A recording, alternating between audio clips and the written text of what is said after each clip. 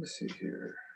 I always have to, I don't put on makeup very often. So when I do put it on, I take care of everything in one day.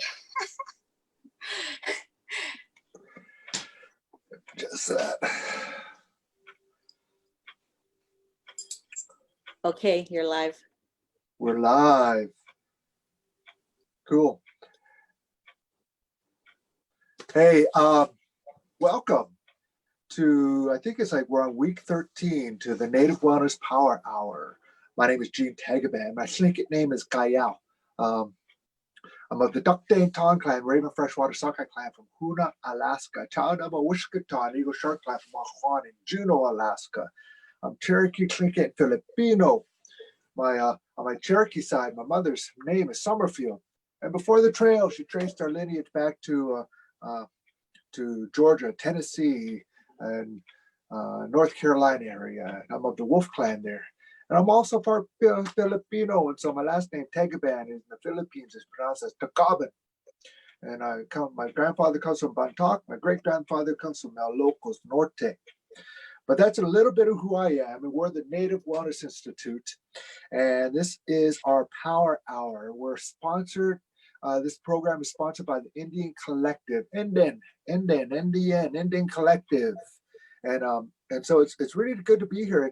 And this is Native Wellness Institute's response to the shutdown. Seems so long ago now that to just get out there to bring that healing to the people and bring that spirit to the people in any way that we could, and just bring that programming out there to reach out to our people and those whoever else wants to hear about it. And so it's really good to be here and to share. And today our topic is the art of storytelling. And our guest here is Sandra. Sandra, introduce yourself, please.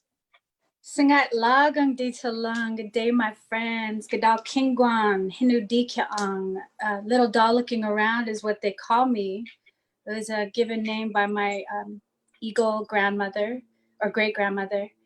My name is Sandra Segundo. I come from the Haida Nation on my mom's side, and on my dad's side, I'm Katsi and Filipino, Ilocano. So my last name Segundo comes from that Filipino-ness I have. So yeah, I too am Indopino. There's a lot of us out there. I was raised because we're a matriarch society, and I come from, a long line of Haida matriarchs. I was very much raised in the Haida culture. So that's who I am, and it's an honor to be here to be with you guys and Gene, and to share about stories, how to share stories. So wonderful. And so the art of storytelling. And so what better way than to, I'll kick it off here with a story. And the story that I want to share right now is a story that I wrote and created. And, and I'm going to adjust this just a little bit because I have to move a little bit. Here we go. That's better. And so it's a story that I created. But oftentimes too, I just wonder, the art of storytelling too is like, where do these stories come from? Where do they come from? And I truly have a belief that they are just they're floating, waiting for us to arrive. They're waiting for us to arrive, and they could be in the trees. They could be that vibration in the wind, in the air, in the oceans. And if we're just present to it, if we're just present to it, then we can, we'll allow ourselves to pick that up. And so this story was, I was talking to a friend of mine named Danny, and his percussion in the band that I play with called Kweek. And we're just kind of tossed around ideas. He gave me this drawing about it. And so the story that I came was about how Raven stole the words. And it goes like this, is like Raven, he was walking along the beach, and had been gone on a long journey, long time, and he's tired. He freed the stars, the moon, the sun. He brought the fire to the people and brought that spirit to the people. He lost his nose at one time. He rode down into the oceans, and many adventures that he's been on. He brought the water to the people, but Raven was tired, and so he goes to his home, his lodge, on top of a mountain, up a valley. And there, on top of the mountain, Raven, he sees his bed. He says, "Oh, he's so tired." So he lays down. He's just about to go to sleep. And as things quiet down in the valley, and they quiet down in his mind with those voices and those pictures and those words, he started hearing words. Where are these words coming from? These sounds. He heard people talking. And so he stands out looking out down into the valley, and the sounds are coming up the valley. And so Raven, he jumps off, leaps up, and he starts flying down the valley, and he comes to a village, and he perches in a tree overlooking the village. And he sees the people, and they're just talking, making no sense. Just throwing words here, throwing words there. There are words on the ground. There are words in the water. There are words in the trees. There are words that were floating in the air. Words. That's all they were. Sounds, noise. Oh, Raven says, "Oh, this is giving me a headache. Oh my goodness, what?" says Raven. And so finally, night goes down, and finally Raven sees the people, and they fell asleep. So Raven, he grabs a bag. And he starts picking up all these words from the ground, from the water, the trees, the ones that were floating in the air. And he takes all the words, and he flies back to his lodge up on top of the mountain. And finally, he falls asleep. The people, they wake up. And they walk out. And the first thing they want to do is share words. But when they open their mouth, nothing comes out. Nothing. Silence. And the people are looking at each other back and forth. Somebody else comes out of the lodge, and they open their mouth to speak, but no words. All the words are gone. Nothing. And the people all stand around, and they're looking at each other, not knowing what to do. Soon, they start talking, communicating in a different way, not with words, but with feelings, with spirit. They're able to connect again with the plants, with the trees, with the water. The animals started to come into the village. The deer, eagles, ravens, blue jay, hummingbird would come in. And everyone started to communicate in a different way. And everyone paid attention to each other, looked in each other's eyes, noticed each other, acknowledged each other, not with words, but with feeling and spirit. And it was an elder, as time went by, came out. And this time when he came out, he was able to yawn, and a sound came out. And the sound came out in the form of a song.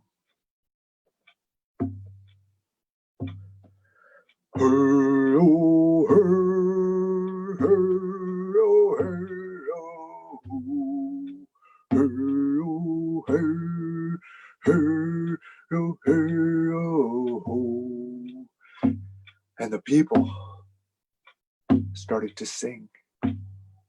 And this is how they started to communicate back and forth with each other, through song. And the song carried up through the village, across the waters, up the valley.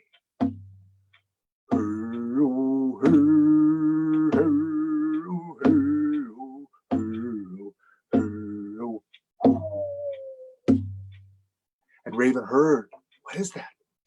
They're not words. They're sounds. That is music. It has feeling. It has spirit.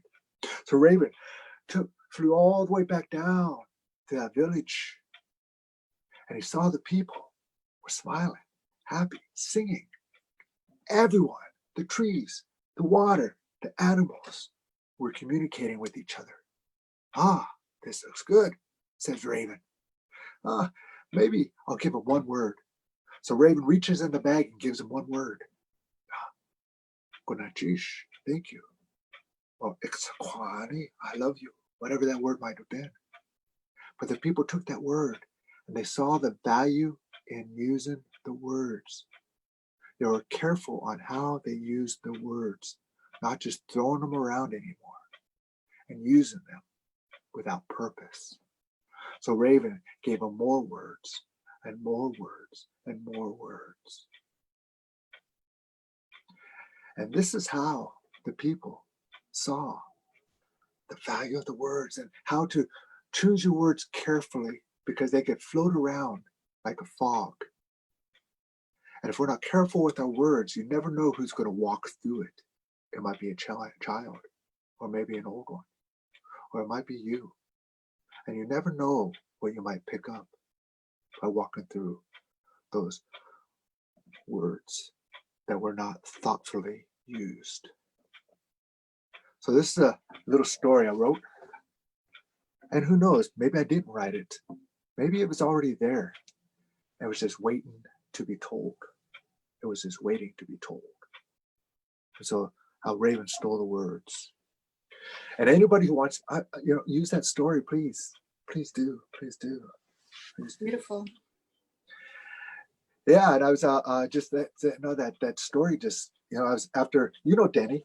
He's in our Kuik, and we were just talking back and forth, and he showed me this picture, and it just inspiration just came from this image and this picture that he drew. And so I kind of like messed around with it and formed this story with it. I love Danny. He has such a pure heart. So Sandra, I consider you the artist storyteller. I consider you just a wonderful storyteller, a rich, and powerful storyteller, and who you are. And so what does story mean to you?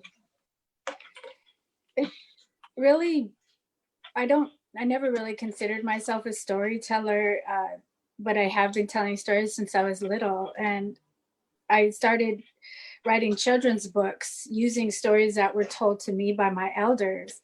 And usually I share these news stories because I really feel it's important for us to continue on. Like you did, you just wrote that story and shared it with us. It's a new story. And that's how, we keep evolving as Indigenous people.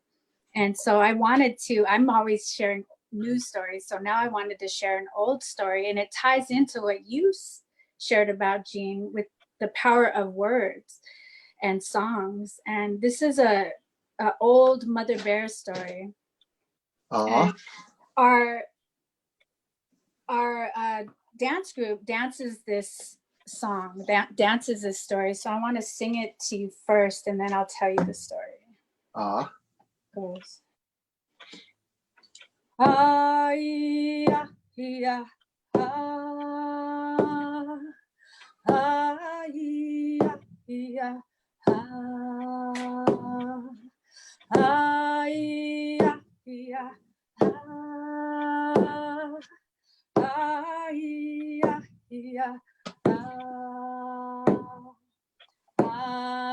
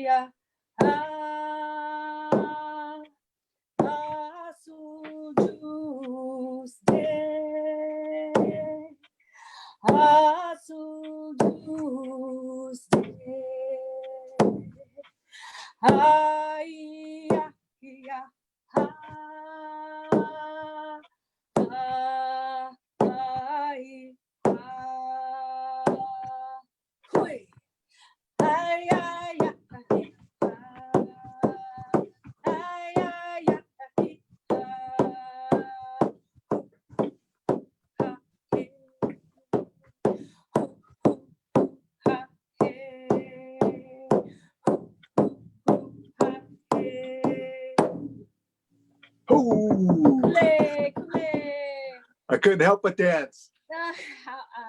That's a favorite. The children love that one. We get all the bear skins out, and the hunters come. And so that story is about a young girl who is out picking berries. And growing up, I would, even though I was raised in the urban setting of Seattle, every summer, my grandmother, my mother, my aunties, we would all go up to Heidelberg, Alaska to visit our great grandmother. And every summer is when the berries are ripe and ready for picking. And we would use coffee cans at the time with the rope, and we'd put them around our necks, and we'd go out so you could have two hands to pick as many berries as you can. But my nani, my great grandmother, would say, "Sing, babe, sing loud so the bears know it's our turn." And so the whole time we're picking berries, we're singing. And, I never really thought of why, but the story goes, the women of the village were out picking berries, and they were singing their songs, but there was one little girl that was just a chatterbox, just talking, talking, talking. And the bears couldn't understand her words. They could understand the song. They could understand the spirit of the people, but they couldn't understand what she was saying. And they were wondering, is she speaking bad about us? What is she saying? And as they were picking berries and they finished up, they started going back to the village. And the young girl, well, she wasn't too young. She's about, a young woman. She lagged behind, and the back before the coffee cans, we would weave our berry baskets and put it over her head, and the strap broke and her berries spilled everywhere. And she started saying these words, and the bears were like, what is she saying? They were really listening, trying to understand what she was saying. And then she turned around and she stepped in something the bears left behind. And in the Haida language, that's called And she says, "Isha," and that means gross in Haida. And she starts cursing the bears, and then she looks around and everybody's gone. And suddenly these two young men walk up, and they have these bear robes on, and they say, "We'll take you back to your village and we'll help you with your berries." And instead they took them back to their cave. And the way we tell it in our dance group is that the chief missed his daughter so much, so he sent out a hunting party, and then we sing that song, and then we get the girl back and bring her home. But in other stories, other renditions, she ends up marrying the chief's son, and they have two bear cubs, half human, half bear. And she's happy with her husband and her two boys, but her father continues to search for her back in the human village, and he continues to send the hunting party to go look for her. And the father and the husband and his wife and the two boys see the hunting party coming up the mountain to their cave, and the husband knew he had to sacrifice his life to save his wife and sons, to go before and to stop the hunters, so they could recognize who their sister was. And so he said, "But I want you to give my skin to your father out of respect." So he goes before and he sacrifices himself, and the hunters shoot him down with their bow and arrows. And then they see the mother bear and her two sons, and they take them back to the village where they live. They turn back into human, and they live until the young woman, the mother, grows old and passes away. And then the two twin boys go back into the bear realm. And I also, as a contemporary storyteller, my son and I wrote a story about my son, whose name is Ton Git, which means bear son. And he loves bears. And this is my bear skin that came to me.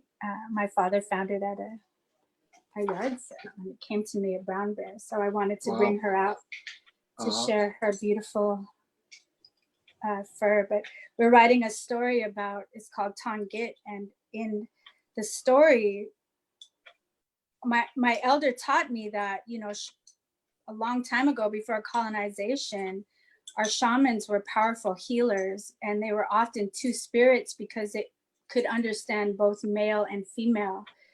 And so they were healers. And so in my story, Tongit in the human world is a male, but when he enters into the bear spirit world, he's female. But we don't talk about that because it's very normal.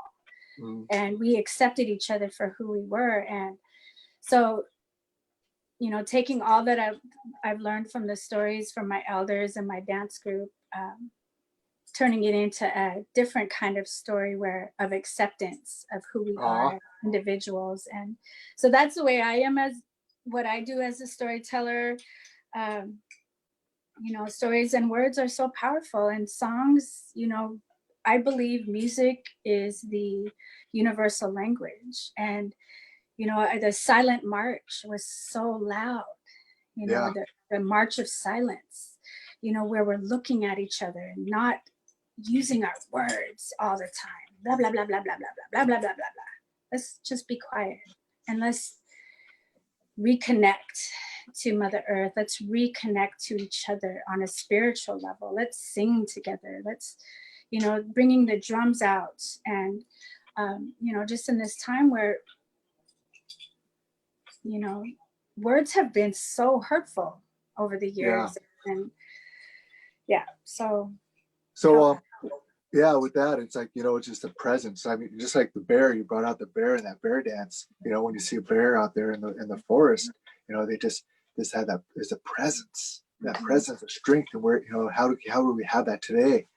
And you know, you said you don't consider yourself a storyteller, you know, and but oftentimes we find that within our traditions, because that's just a way of life, eh? We just, you know, we're storytellers. We're song leaders too, you know, and we just are.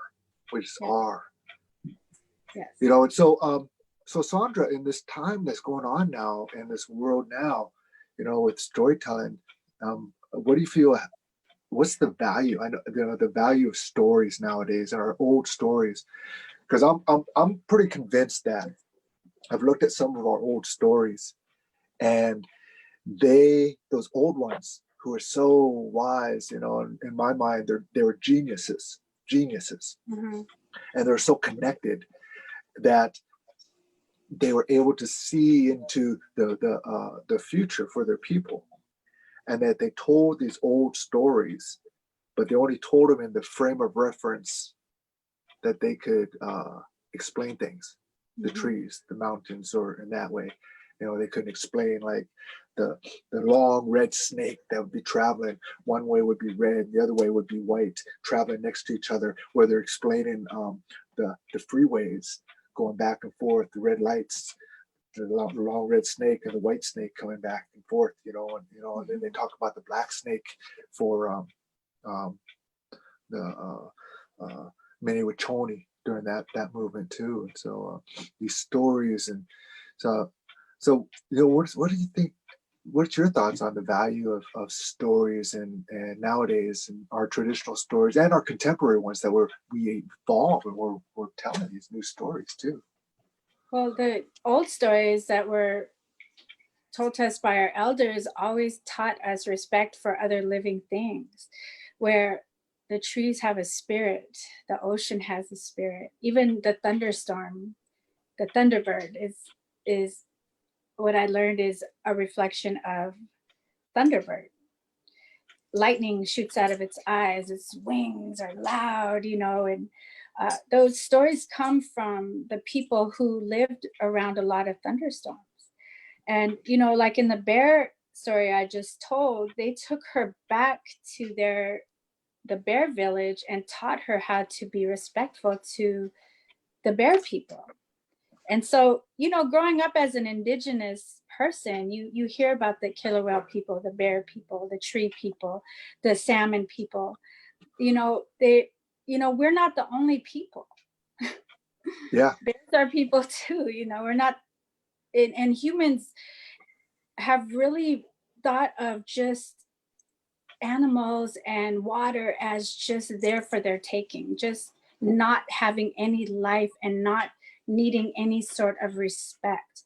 But the water that's here now has been here for millions and millions of years. It has this energy in it, and you have to be respectful.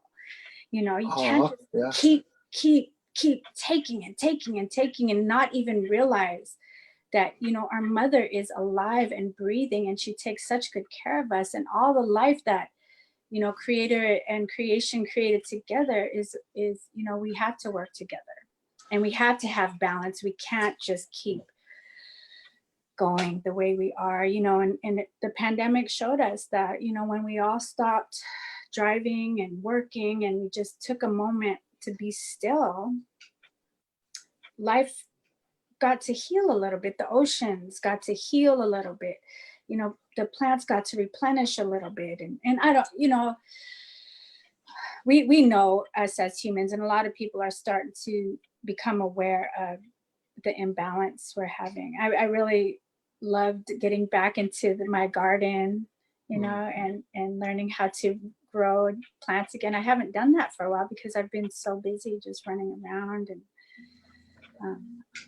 Yeah, I know one thing I've been doing is getting out and listening to bird language, language of the birds, because it's the birds that will tell you what's going on in the forest.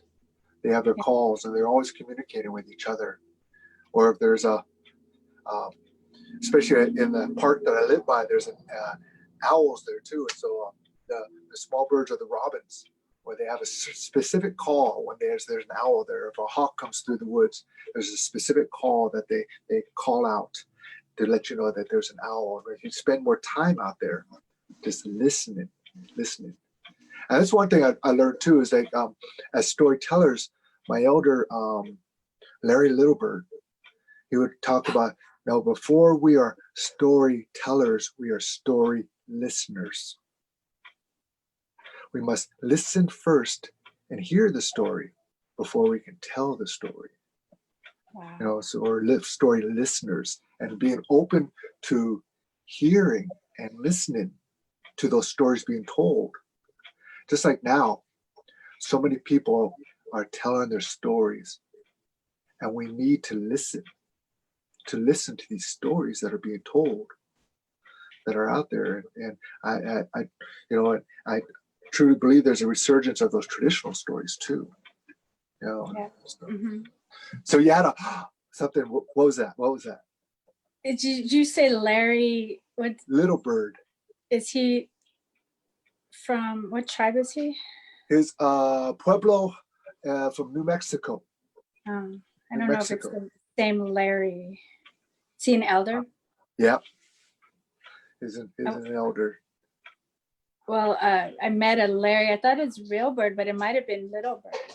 Oh, where'd you meet him at? At a potlatch fund convening about 3 years ago.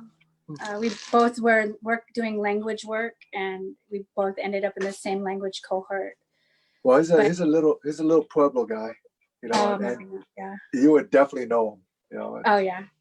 And so Sandra, so when you're telling stories, I mean, what can you, any tips that you can share with anybody out there when they want to tell us a traditional story, or maybe even share their own personal stories?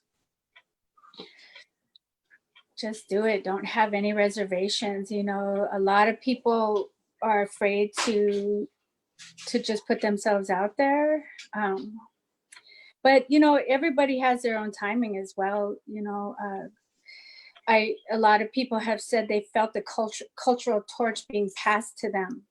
And I remember, when my grandparents passed away 20 years ago, I really felt that cultural torch being passed to me. And that's when the stories started rising up. And it wasn't as I thought this is what I was going to do with my life. I didn't even have any idea. It just happened.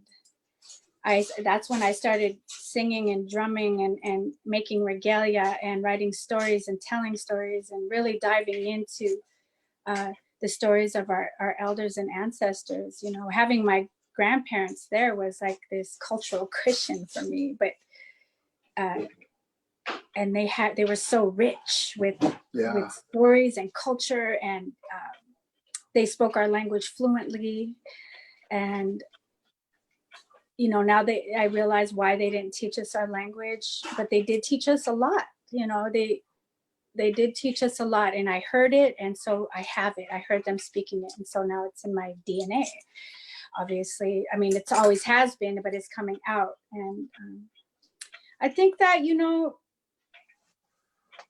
when you're ready to start telling stories, it could be you're really young, it could be when you're older. You may have all these stories just in your brain that you want to pour out onto art or paper. Like, you can tell stories through art, you can tell stories through songs, you can tell stories. Yeah, there's many forms to tell these stories. Yeah. And so wherever even through cooking a delicious meal, you could tell a story through the meal. My son is a chef, and he really, can bring a whole confluence of cultures together in one plate. And that's the right wording, but it comes in many forms. Yeah. Yeah. What helps Frame. me, is I see everything as a story. Mm. The trees, everything, the people themselves. We even walk through the stores. I see each one is a story unto themselves. We talked earlier, like the water. We talked about that water. When I see those rivers, even when I'm driving, I always acknowledge the rivers, even when I drive over them, because they've been there before us. Those rivers. They've been there before some of the trees, and that river that travels down, the river itself is a story and telling a story, and it knows the stories of the people. And if we take time just to sit next to the river and just take time to listen. But oftentimes people say, how do you listen? How do you listen? And that's why I find the value of our traditional songs too. Because what I do is I fill my mind, I'll sing a song to myself, and that takes out all the words. And it allows me and helps me to listen more authentically. That really helps me in my listening, and to be present to it. So. I noticed that too when I start out with a song, when I go to the water, and then I start with a song, and then I just sit still. And then you can really kind of tap into that life, feeling the river song. You hear the song of the river. And I watched a documentary once. There's this studio next to a river in Mississippi, and they just planted themselves there, and all the artists would come there and make music, like Aretha Franklin and all these people. And I found it interesting that they were saying they were by this river, and they were getting all these songs there. And so that, that indigenousness, saying, wow, the river was blessing them with songs. They didn't say that in the documentary, but I heard that, Yeah. through in between the words. And also, when I went to the ocean after we got married, for our honeymoon, we went to Hawaii, and the way the ocean was interacting with me was very, like, kind of how Moana portrayed the ocean. That's what I felt like when I was with the ocean. Like, it was playing with us and interacting with us. And that's why I wrote that song, I Can Feel the Ocean. Di good and I usigai. No matter where I am on this earth, I can feel her breathe. It's interesting, because I was in New Zealand, visiting with the Maori people, and I was really missing home.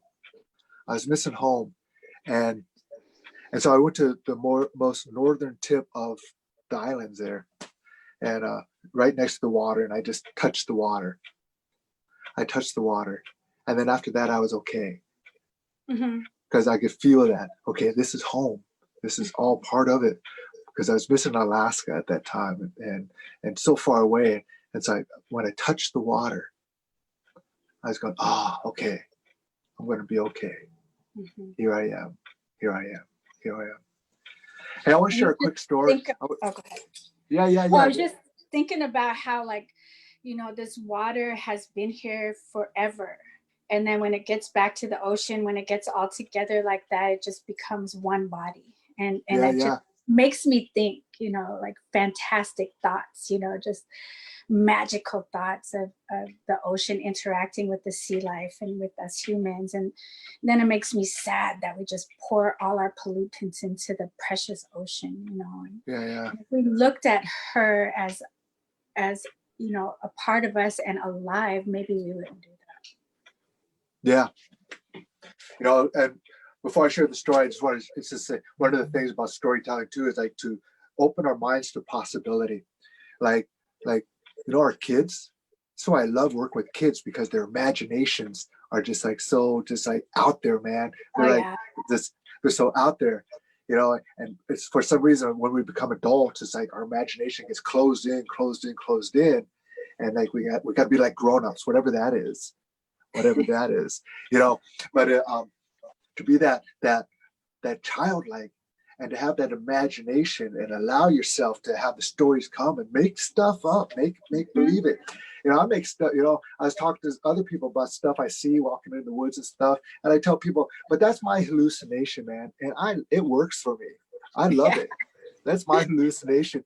And when I'm telling a story, basically what I'm doing, I'm like, come and join my hallucination here for me, man. And get away, escape from a few other people, escape from the world a little bit, come and join my hallucination, and let me share something with you here. And that's kind of how I see it. I mean, and I love it. I love it. Yeah, that's a good way to put it, because some people are like, look at me, I'm like, hey man, I'm always going to be a kid at heart. I'm always going to have a different perspective or different ideas. I'm never going to put myself in that box of what they taught us in this system of schooling, and falling into this box that the societies really want Indigenous people to be in. No, I'm free. I'm going to have other ideas. I'm going to tell stories. I'm going to see life in a different way. I want to see life the way the people saw before, before colonization. Right. I don't even want to talk about colonization. I'm so sick. I know. Right. Hey, so we I've been having this conversation with Sandra, and now we have Fern and Roger on with us here. Hello. Hi.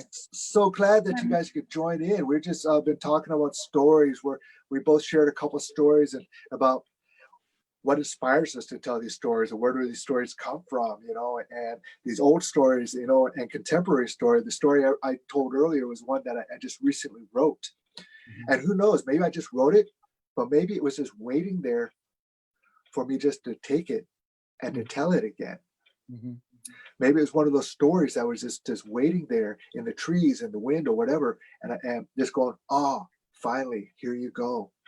And I took it and I'm retelling it again, and so there's that part of it too. So welcome. Thank you so much. And one thing I do want to acknowledge you guys for is that my hands go up to you because you've been sharing stories and you've been consistent with it since the beginning of the shutdown, and I just saw you guys just wanting to do something and to share something, to heal, help people heal and learn and do, and the power of story and my and it's a chore, it's a commitment, it's a dedication, and it's a responsibility. I mean, to be able to, and you've been consistent with your sharing and your telling of your stories. And so I really want to acknowledge that and let everyone hear, the work that you're doing just from your home and just, who you are. So how about you just introduce yourself?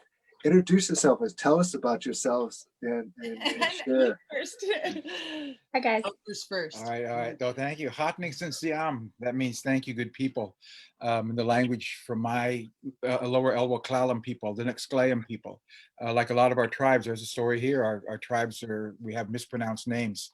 The English speakers made it convenient for them to say and write our names. And so we're not Clallam, we are Nexclayam, which means strong people. And I won't brag about why we are called the strong people, but I'm an artist, storyteller, and educator, and I've admired a lot of storytellers and learned from a lot of storytellers, and it became evident to me that after a while of learning about storytelling. I'll quickly say that I worked a lot with Native education, and our Native children as a group struggle in the schools even to this day. And it's not that they're not intelligent. They're the most intelligent kids you'd ever want to meet. In fact, every child in that classroom is intelligent, but our children struggle. And the question was, I was asking myself is, how do children really learn versus how does the system want them to learn, expect them to learn? And those are two different things. And then looking into various educational people and cultural people, they said that children learn through stories. That's their strength. That's their gift, is you tell them a story and they can understand it. So the educational system is not geared to tell stories. So I said, well, I'm going to tell stories then. And so it became kind of a resistance process of this is truly how children learn, not sitting in front of computers, not stuffed in a classroom with an adult they really don't know that well. They get to know them, but you know. And so I prefer, and I try to help teachers tell stories as well. So all of this has been a journey for me, and I'm still on it, and I'm happy to have met other storytellers like Fur, and I'll let her introduce herself. Thank you for the invitation, Gene, because you've been one of my role models and inspirations. And you, Sandra, and my name is. I love you guys. Thank you. You too. My name is Fur Naomi Renville. I'm Sisseton Wahpeton. I'm a enrolled member of this Eastern Dakota Nation. My traditional band name is Sisitawa, and we're closely related to the Wahpetonwa. And after the uprising, kind of like Muckleshoot and Tulalip, we were scooped up together, dislocated, and said, now you guys are the Sisseton Wahpeton Sioux tribe. So for me as a storyteller, being able to tell traditional Dakota stories, because they're such products of place, it allows me both to know and learn my own identity. And then especially as like, I'm a guest here on Coast Salish land, so I'm far from my homeland, and having, well, an ongoing relationship with home too. And I've gotten to, oh, I wanted to show this. This is New Native Theater. They're in Minneapolis. So in recent years, I've been fortunate to get paid work in theater, mostly directing, in New York City, Minneapolis, mostly other cities. I've gotten more paid work as an actor and director in Minneapolis than any other city, and that says something about the real power of putting your budget walks your talk, and that's a beautiful thing.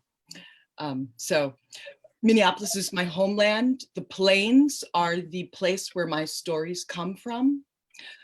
All of the Dakota story, all of our stories align to constellations. And if you are on the prairie on winter solstice night, and as the sun goes down and you're facing north, as the evening stars start to appear, you can start to tell our origin story from start to finish, and the stars will illustrate and animate the telling as they move through the sky. And by morning, when the sun comes up, you will be finished. Wow. So those constellations hold our stories. People say, how can people remember for 5,000 years? I'm like, how can we forget? They're right there. And that's the beauty of traditional stories, is so much really sophisticated knowledge is just casually, informally embedded in the stories. The kids can hear these stories and they'll start to put it together with events in the sky that they observe with their own two eyes. And it makes sense. It helps us. It's like Dakota GPS, not just physical space, but spiritual space as well, because we are the Star Nation. We come from the stars. We return to the stars. We are recycled from the stars, Gene. I'm told that none of our stories are new.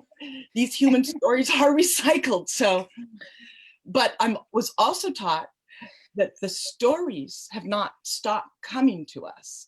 And so Roger and I were talking about how one of the things I love about you guys is the stories have not stopped coming.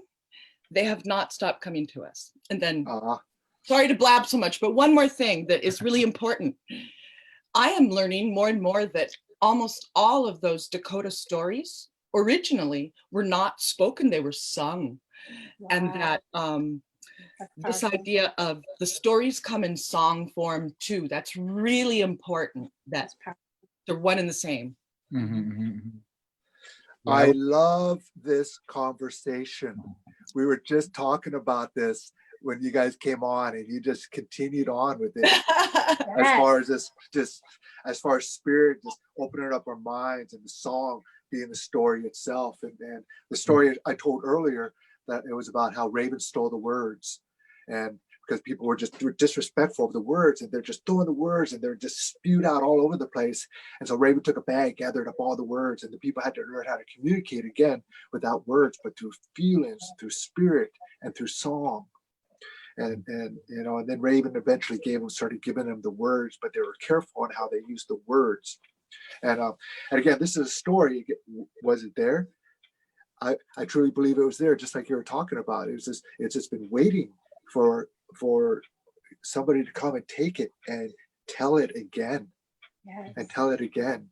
So oftentimes it's like I think that, okay, I'm retelling this story, or it's a new story, or it's a new story being written. Say, no, it's been there before. It's there again, even in my dreams. I have these stories that come to me in my dreams, but if I'm open to it, again, it's like, I know ancestors are just like tapping, going, here you go. And the Yes. whispers, and I truly believe that, it's like our kids, because our stories, like my elder told me, says, you talk to the spirit of the people, and that's how you influence them. And that's what stories does. It talks to their spirit, not just their intellect, but the Yeah, whole being and the spirit of our children. And they get that. And what it is, it's waking up their DNA, which Mm. allows more information to come into them.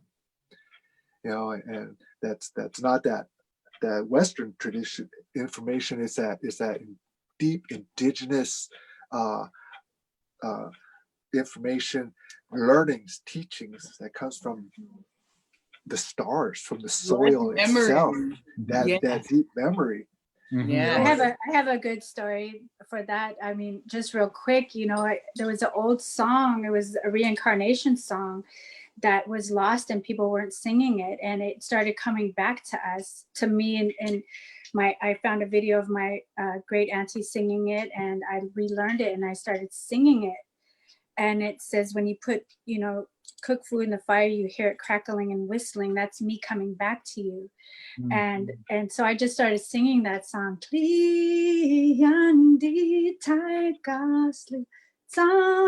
Untitled Chapter, oh King Angwaslu, how su di guangsen, da sanan huj was guansan, da sanan and kill.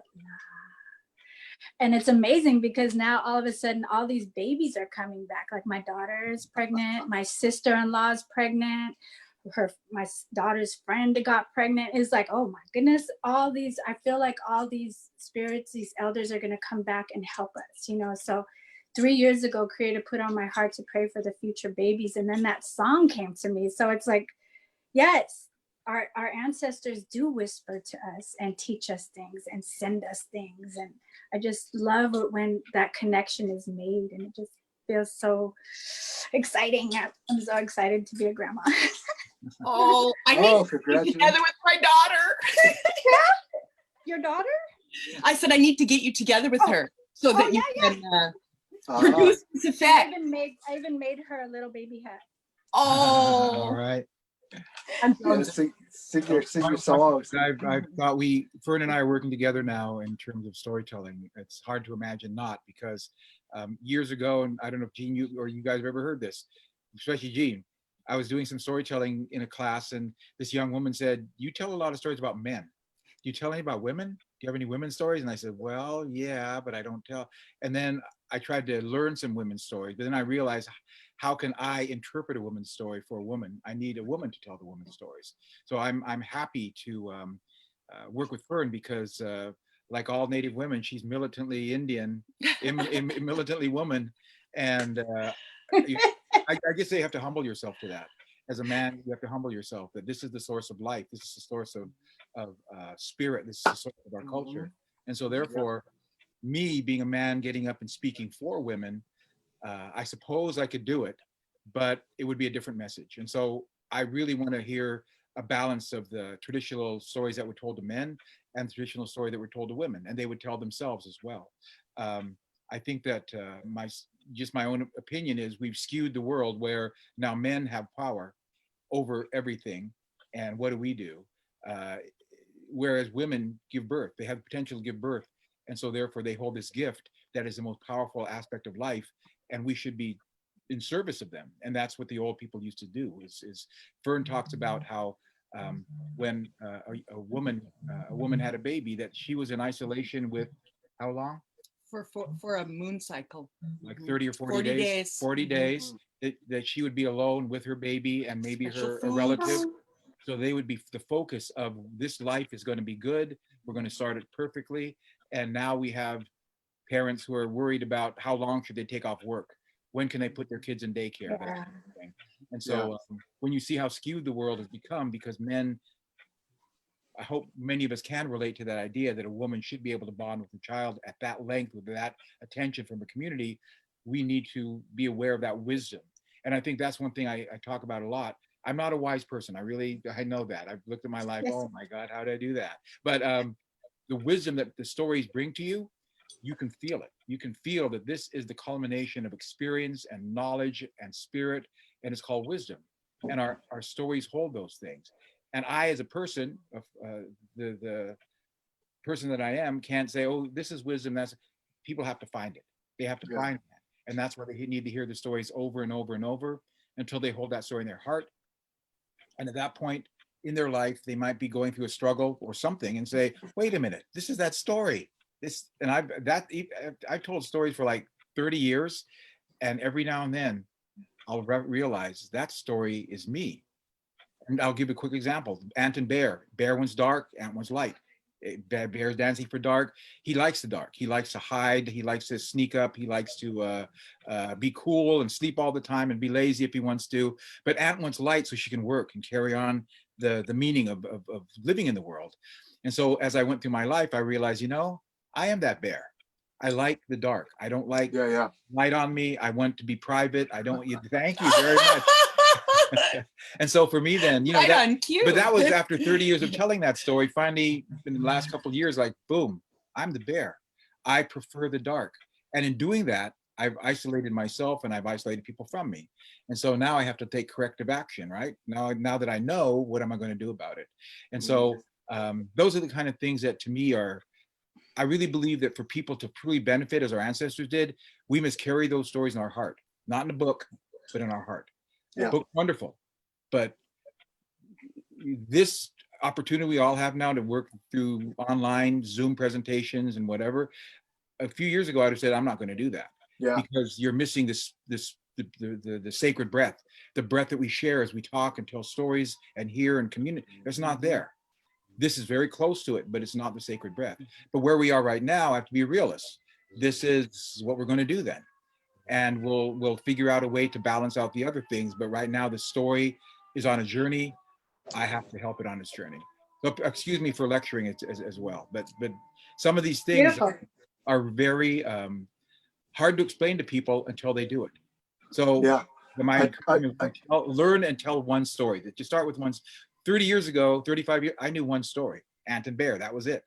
But because that story opened a door for me and a path for me, now I know a lot more than the one, but it started with that one. So learn one story, memorize it, tell it to people. I like that, exactly. Just learn that one story and then learn 2 stories. Mm-hmm. And then later on, learn 3 stories, but just start with that one story. But it's like, that's it. I mean, I hear you with that. There's stories that I've told, I don't know how many times. And then suddenly one day it's like a light will shine smoke out of the ears. I'm like going, wow. But but that just shows that helps me realize, okay, I'm growing as a human being, and these stories are helping me grow. They're like my babysitters, man.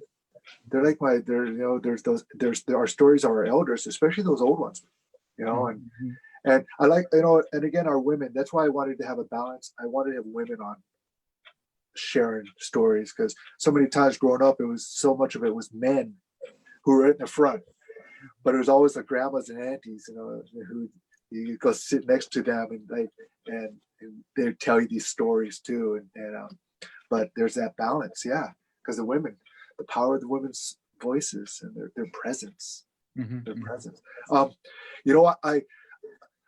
We need to have a part 2 on this.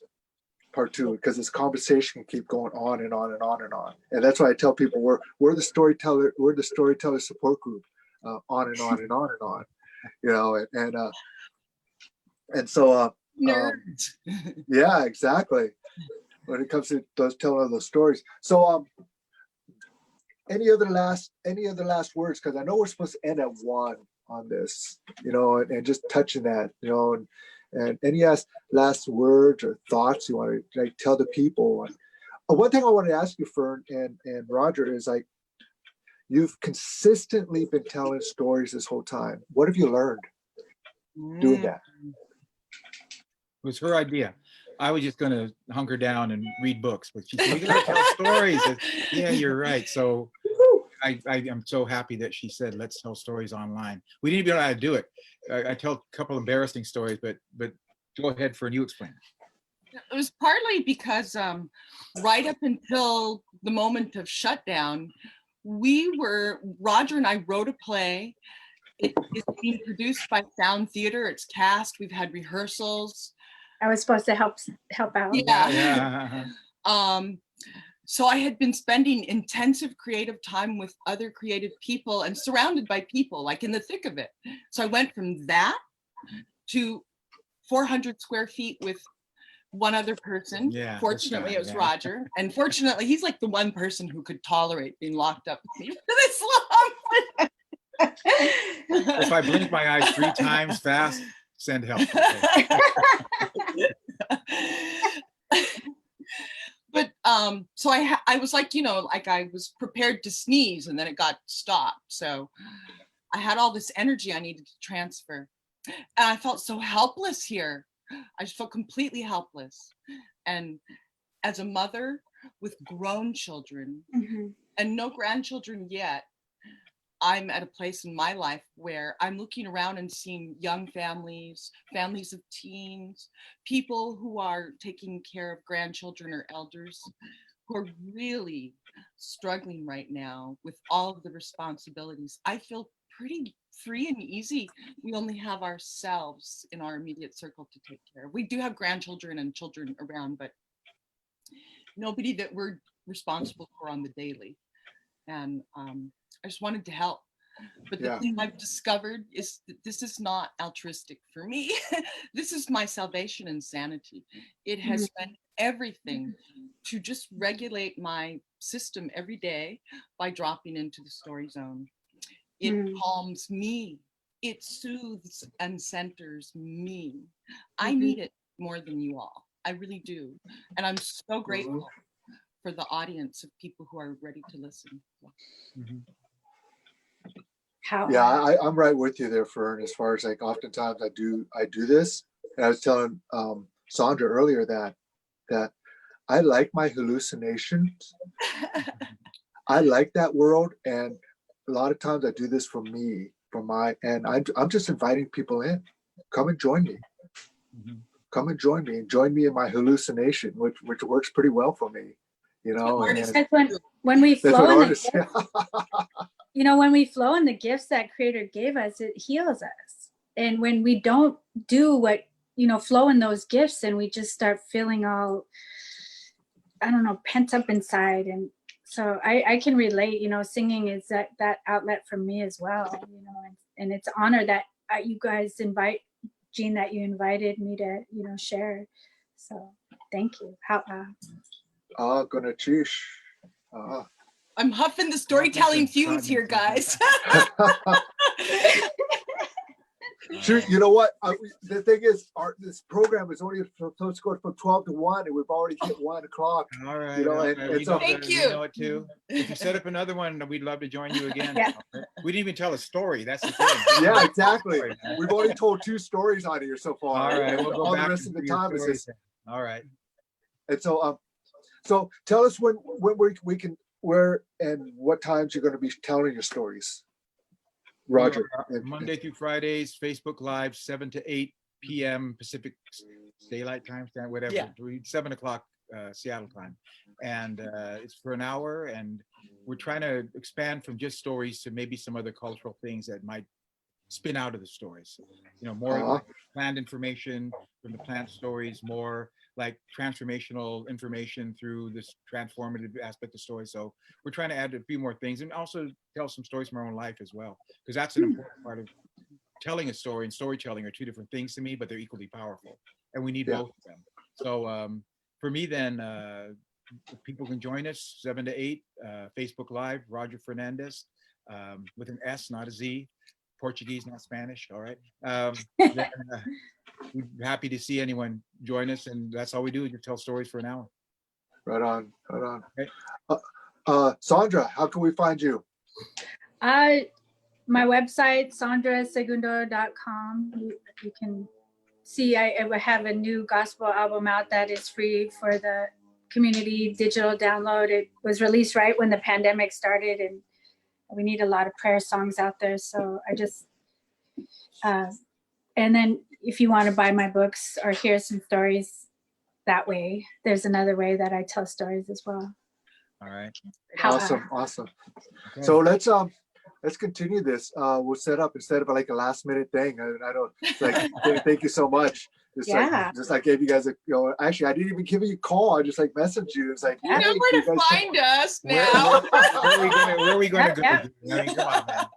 Exactly. I've been hunkered down at home and stuff too. So Yeah. hey, ladies and gentlemen, I just want to say out there in Native Wellness Institute, we have Fern Renville, Roger Fernandez, Sandra Segundo, and myself, Gene Tagaban. We're sponsored by the Indian Collective, and this is Native Wellness Institute Power Hour, and that's just our response to help and bring that spirit, that healing out to our peoples. You know, and I appreciate all of you who out there are watching. Please share, pass it on, and share your stories too. Learn your stories, learn about yourself, you know, and open your heart, tell your stories to your children, you know, and just go for it. Just go for it. Yes, you might just be really bad at first, man, but you know what? You get better after that. You just got to just like start just sharing the stories, because they're waiting for you. So with that, I want to say good chish to my guests here. We're going to put it on. We'll have a part 2 here. We got to have it, because we just started. We just started. Yeah. All right. So good. blessings. Thanks for having us. Thanks for having it. Wait. Right on. Wait.